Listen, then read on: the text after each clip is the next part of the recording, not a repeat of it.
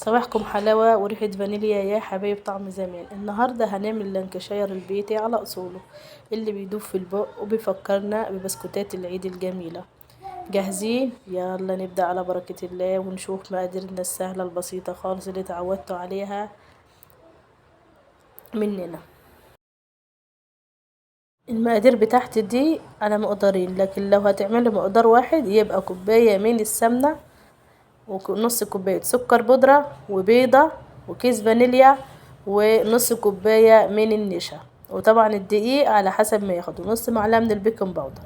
لكن انا طبعا هعمل مقدارين او زيادة عن مقدارين شوية. عندي طبعا كوبايتين من السمنة بدرجة حرارة الغرفة، وعندي كوباية من السكر البودرة الناعم، وثلاث حبات من البيض، وعندي 3 اكياس فانيليا. لكل حبات بيض هتاخد كيس فانيليا. وعندي طبعا الكيس الكاسترد ده هيخليلي الانكشاير بتاعي هوديهوله في حتة تانية، هيبقى لونه حلو زي بتاع بره وفي نفس الوقت بيبقى دايب. وعندي طبعا كيس بيكنج باودر مش هناخد غير نص معلقة منه بس علشان البسكوت بتاعنا ما يفرش مننا. هنجيب طبق غويط زي ما انتم شايفين بالشكل ده. انا طبعا هعمل كل حاجة بايديا. لو انت عندك مضرب وعايزه يعني الموضوع يبقى سهل عليك وتعملوا كل حاجه سريع براحتك، لكن انا بعمل حاجتي زي ما كانوا بيعملوا امهاتنا زمان. نزلت طبعا بالسمنه بتاعتي طريه بدرجه حراره الغرفه، هنزل بالكوبايتين بتوعه بالشكل ده زي ما انتوا شايفين، وهفضل هضرب فيهم بالمعلقه او لو عندك المضرب اليدوي. مش هنخلي حاجه خالص في الكوبايه. نزلنا بالسمنه كلها بالشكل ده. هبدأ اضرب في السمنة بتاعتي لحد ما لونها يفتح. على فكرة انا بعمل بالمعلقة، والبسكوت بتاعي بسم الله ما شاء الله بيطلع دايب وبيبقى طعمه حلو ومفهوش تشققات ولا حاجة خالص. بس طبعا ايه، تمرني بقى يعني، اقعدي رب فيه كده حبة محترمين. زي ما قلتلك عندك المضرب، تنزلي بالسمنة لحد ما تاخد اللون الحلو تفتحها كده، وبعدين ننزل بالسكر بتاعنا. لكن انا بعمل بالمعلقه. نسمي بالله كده ويطلع احلى شويه بسكوت زي العسل. الكاسترد اللي احنا بنحطه للبسكوت بيخلي البسكوت بتاعي ريحته جميله جدا، وفي نفس الوقت بيبقى دايب زي ما انتوا شايفين. بعد ما ربيت السمنه بتاعتي شويه رحت نزلت بكوبايه السكر بالشكل ده، وهنفضل نرب برضو لحد ما السمنه والسكر يندمجوا مع بعض ويدولي يبقى زي الكريمه. نقلب بالراحه كده علشان ما نغرقش الدنيا حوالينا. يلا قلبه كده ويطلع احلى شويه بسكوت زي العسل.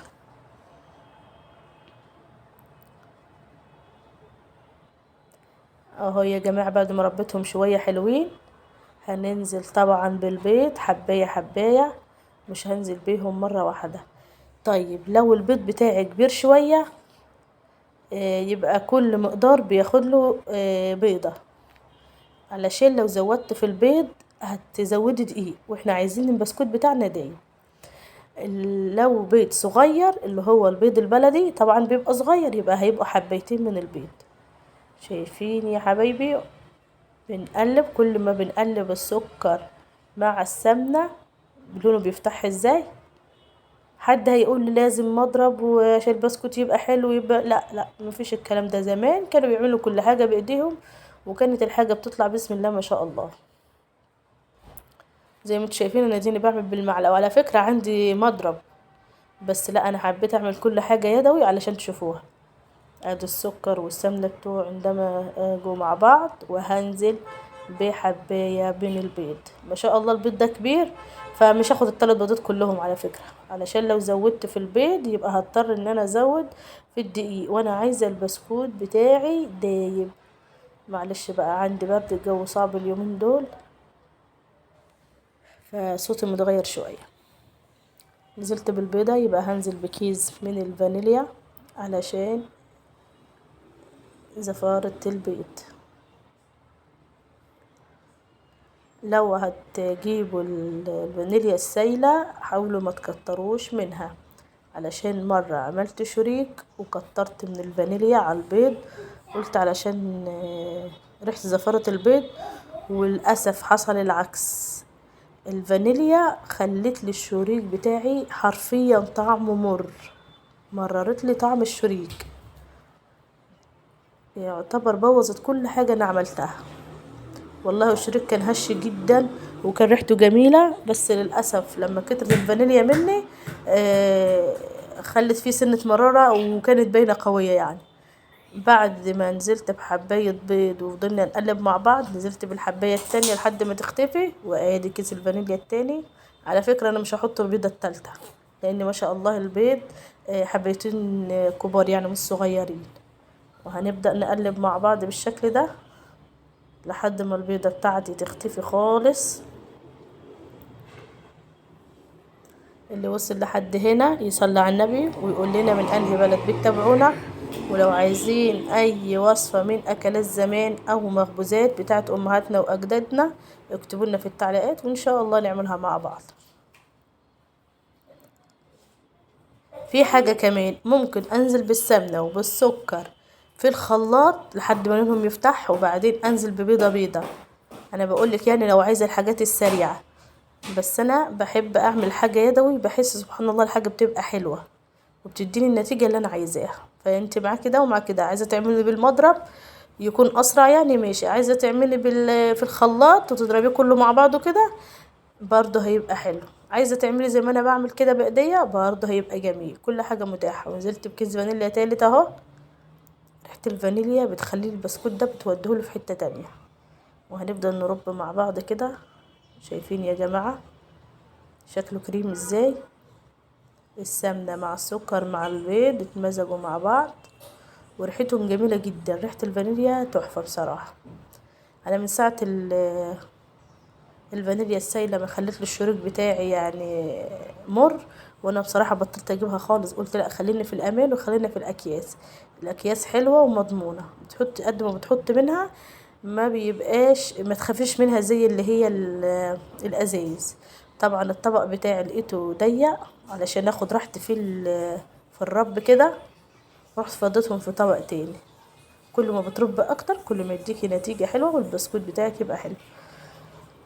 فطول بالك كده علشان الحاجة تطلع حلوة، مستعجليش، احنا مرناش حاجة يعني، والحاجات دي ما بنعملهاش كل يوم. وادي كيس الكاسترد بتاعي هنزل بيه على السمنة والسكر والبيض بتاعي بعد ما اتمزجوا مع بعض. على فكرة الكيس ده يجي نص كوباية. فضل الكيس كده ما تخليش فيه حاجة خالص.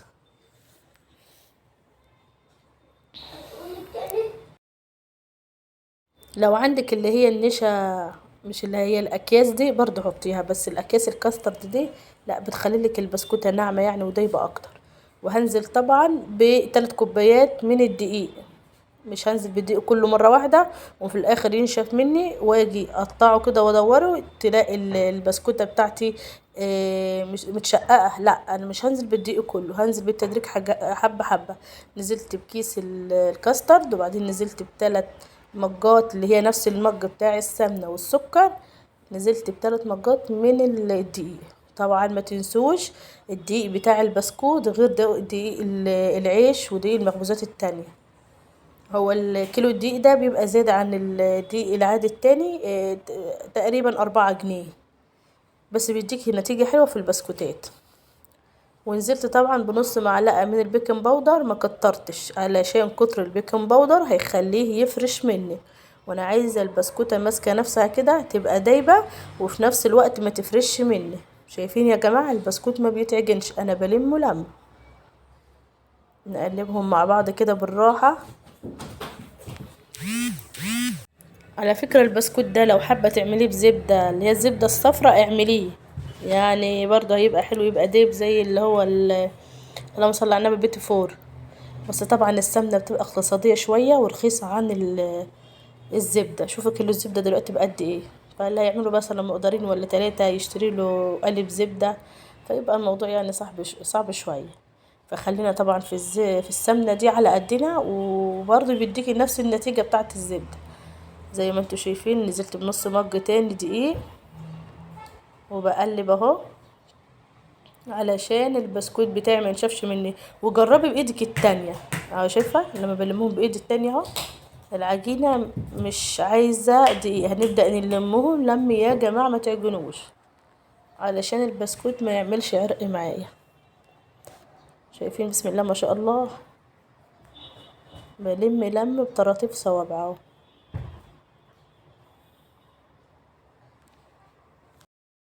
الكاسترد اللي انا حطيته للبسكويت هيخلي لون البسكوت كده لونه اصفر شويه، لكن لو حطيت النشا التانية لا هيبقى لونها يعني ايه، هي والدقيق هيبقى لونه ابيض كده، لكن الكاسترد بيخليه دايب بصراحه وبيبقى لونه اصفر ذهبي لونه حلو. بلم لم اهو.